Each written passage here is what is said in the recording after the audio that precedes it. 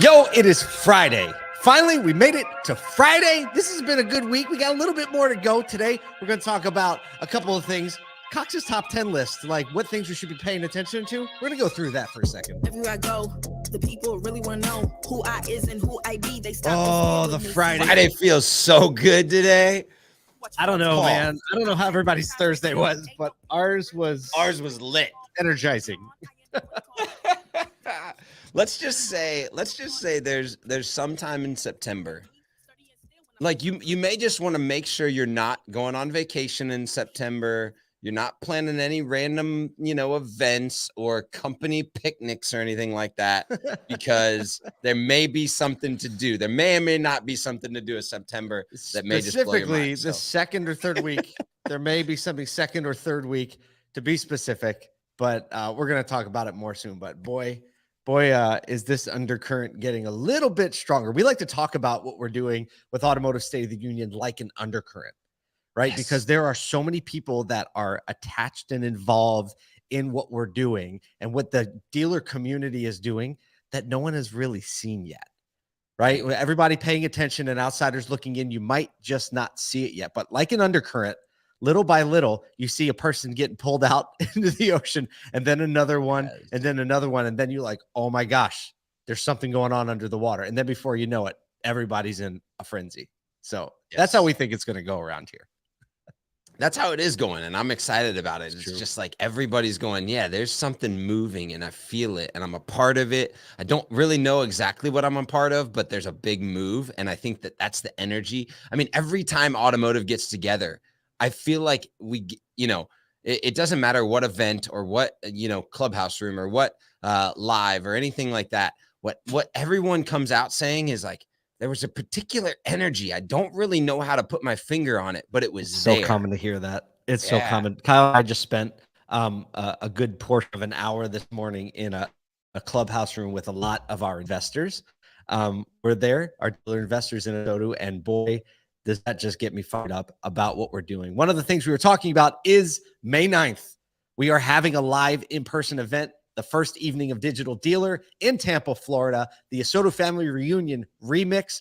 Tickets are starting to go now. So if you haven't gotten your tickets, go to ASOTU.com, click on the little banner at the top. You get the details of the event. We're going to have a lot of special guests there. You can see them listed out. We're going to have a retail swag experience. So you're going to get ASOTU bucks coming in and get to go shopping for some awesome swag. We're going to make it hot. We're going to have great food, great drinks, right? Great pictures, great social posts. And my favorite part, like we talk about this a lot, my favorite part is like spending 5 minutes with someone that you respect in the industry and getting some insights from them in person in 5 minutes is worth more than watching 10 hours of content online. Exactly. Yeah. I think this is what a lot of people are like, mixers, like leave business for the day, It's not a mixer. No, that is not what we're after here. This is not a mixer. This is not like just like, putz around a party and hopefully get a drink. This is intentional connection that like you can like doing business, being intentional about the way that you spend time with people is what we want to provide when we put on an event with ASOTU. That's right. And so, when it's like, hey, that didn't feel like work. It's not going to feel like work, but you're going to realize you probably pull more value out of these couple of hours with all these people than you probably did in the last like 4 weeks. So hope you can join us. Again, tickets sold out last year. They'll probably sell out again. If you're a dealer, our friends at AutoFi paid for all the dealer tickets. So if you're a dealer or you work for a dealership, go and register. It's still a ticketed event.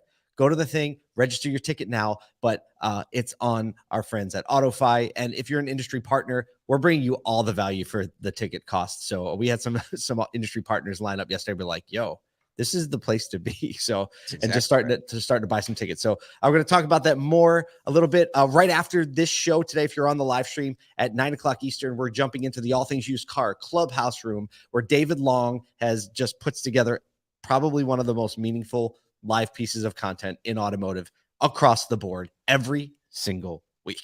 Yes. And we're talking about Brian Kramer's newsletter from LinkedIn this week, which was just unhinged. And so I can't wait. We got to get through this stuff right now so that we can get to that stuff. Because there's so much going on in the industry. It's crazy. All right, let's talk about a few things. Let's do it. Little story we've been following, CNN Plus. We've been talking about the streaming. He laughs. He laughs right out of the gate. So got him. We've just got him. We've been talking about streaming services and the fact that it's no longer everyone subscribing to everything because consumers are more price sensitive. They are more, they're going through their budgets and saying, this is matters, that doesn't matter. Well, CNN put a whole lot of effort and a whole lot of money. They literally hired other news personalities away from other networks like Chris Wallace. They got him to go from Fox to CNN. That took a couple of bucks, right? It took a couple of bucks.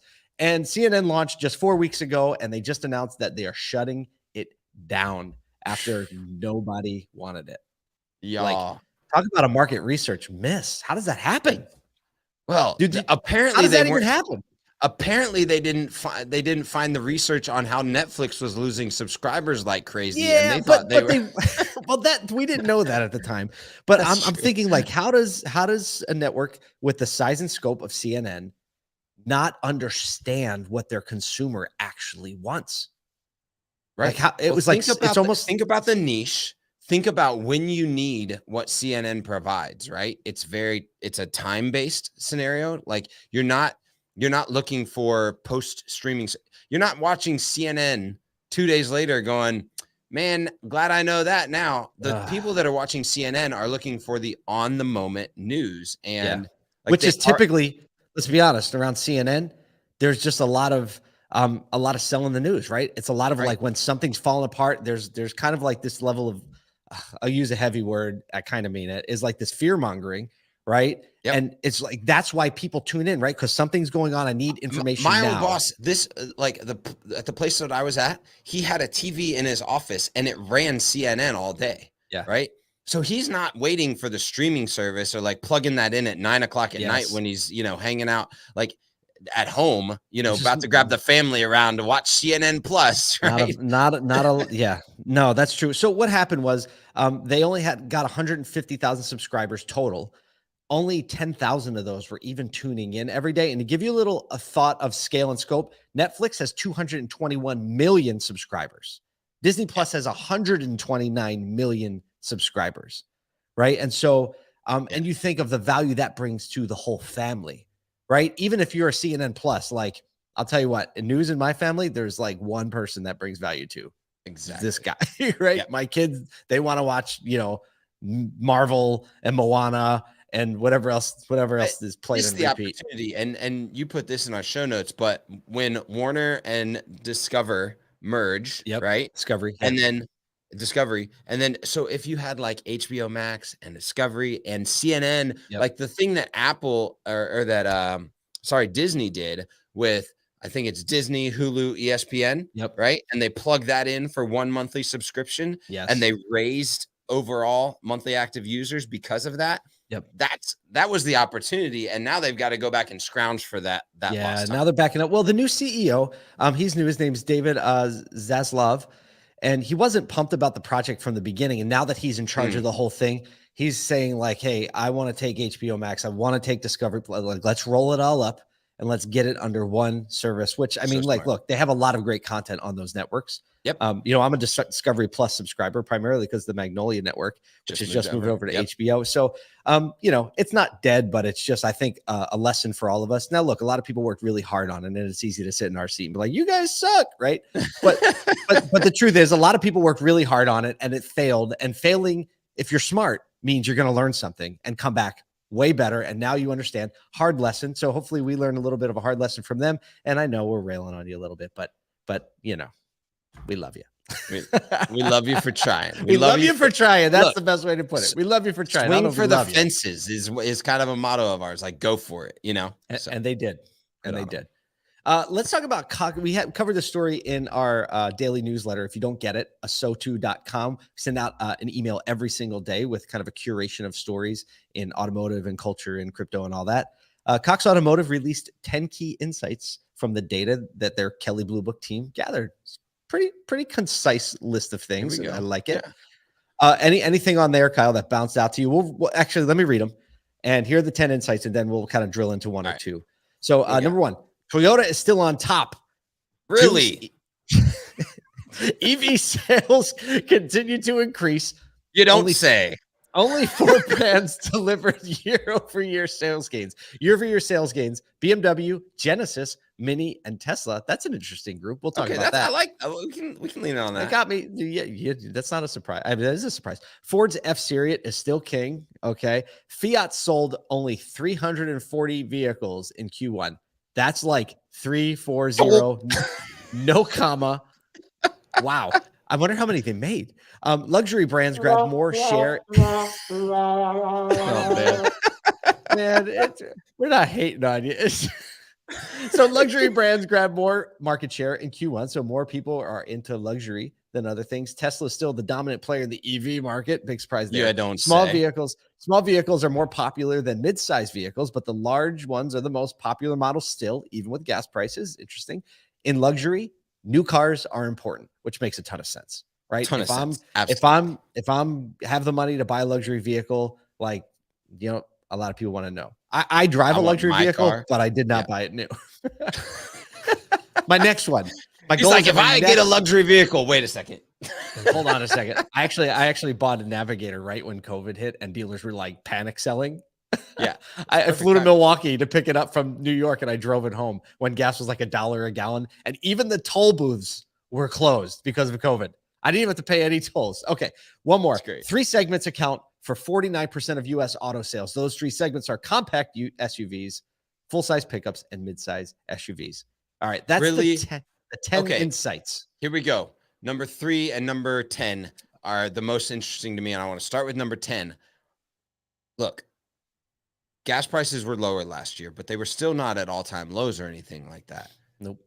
It is very clear that the SUV and pickup segments are not going away in the US, and they continue to stay strong even in a market where gas prices are up.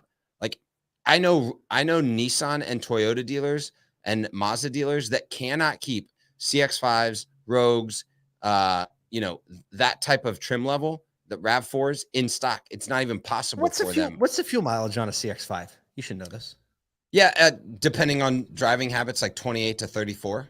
Right, so it's still good. I mean, still really good. That's you used to have to buy a Honda Accord or a Camry to get that fuel mileage. True. That's crazy. That has changed quite a bit. Yeah. So but either way, I think that's interesting. Like realizing that 50% of sales come from things that don't have super EV high fuel type economy. of guy. Yeah. They aren't the things that are the highest gas gas mileage miles per gallon. They're not that 40, that 45, the hybrid things like that, the cars. Yep. So I think that's really like just to key in on, is the automotive segment ready for like, do they even need the leap to EV because they're already willing to pay the gas prices in those segments? I mean, the EV, interesting. It is. I mean, I think you're right there. I think fuel economy is going to be less of a conversation, even though it's expensive. We talked about this. I mean, the EV, like what you get for what you pay for, is so much more expensive. Yep. Right. Like a Tesla Model 3 is a lot more than a Toyota Corolla. Yep. Right. Exactly. Or even a lot more than like an entry level Lexus. Right. For what you get. So fuel, maybe not the deal. But I'll tell you what, when that battery powered Navigator comes out, I bet it's going to be freaking awesome. So legit. I know.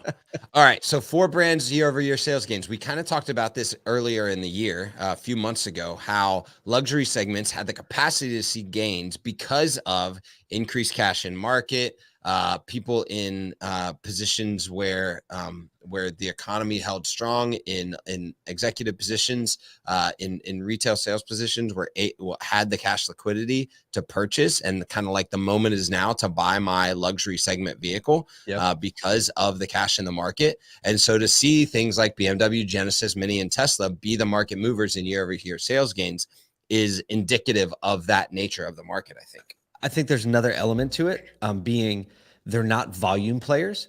So I think they were able to increase production. Supply chain. Yeah. Because they didn't need to do it by a lot to get the allocation of chips. Interesting. And And some things, I think I don't remember which super luxury it was, maybe it was Bentley, but basically I think it was Volkswagen was saying that they would allocate chips to higher margin vehicles. There you right? go. Luxury's higher margin. So I think that's both of those elements probably have something to do with it. But I'd be really surprised if that holds out this year. I know. I think that was the shot, and they shot it, and they did good. And they did good. We got one more, I think, really fun story. We talk a lot about crypto. EVs kind of converge with the environmental impact on the planet. And last night, Times Square went completely dark. The whole block, all the flickering screens, the multi-story LEDs, they all went dark as part of a marketing campaign from crypto mining company Algorand. So it went dark between 8 and 9 p.m. And I love the visual that this gives, right? They give it some perspective. I think great education gives you a perspective. So they were like, we saved 23.4 billion joules of energy. Okay, I still don't know what a joule of energy is, but it sounds like a lot. Right? It sounds like a lot. And they said that amount of energy that was saved in that 1 hour of all those screens being on would only power 1.5 seconds of Bitcoin's network operations. And that could only process 6 transactions. What? I was like, okay, well, maybe it is kind of an energy hog all of a sudden. That's a lot of power. Wow. For 6 trans. So, and the point that Algorand didn't was even making. Notice that. Me neither. It's and nuts. Algorand, so they're kind of like focused on renewables, but they have pioneered a different way to process the transaction. So they said, okay, so 6 transactions, 1.5 seconds, traditional network. Well, their way, and that amount of power that they saved in that 1 hour would power 350 million transactions and keep the network up for 2 weeks. Oh, that is a game changer for cryptocurrency. Game changer, because everybody's talking about the suck on energy, the necessity for solar energy or things like that to be able to power cryptocurrency transactions and, you know, mining fees and gas fees and stuff like that. And that's a game changer, because like you think about that at scale. I mean, that's oh gosh. I wonder how many transactions are processed. I wonder how much it costs to process like a credit card transaction. Yeah, how much energy? That would be an interesting study. Because it's not nothing. Right? It's not. You're right. Point of sale terminals. It's got to go to these massive data centers. They're syncing up with banks. Like it's not something that just kind of like came into market slowly, and so nobody really even noticed. Well, it's just part of regular life, right? Exactly. Right, and so I mean, interesting things. But again, just highlighting the fact that this world is being turned upside down by technology, new ways of doing things. You know, shortages, environmental issues, new technologies hitting the market, and the only way to survive is to keep moving. There you go. That's it. Well, we hope we were able to help keep you moving today. Again, sign up, ASOTU.com. Get on the email list. Come see us if you're in Tampa. We would love to meet you in person. Say hi. Got a little bit more to go this week, but let's go with a little energy and pep in our step.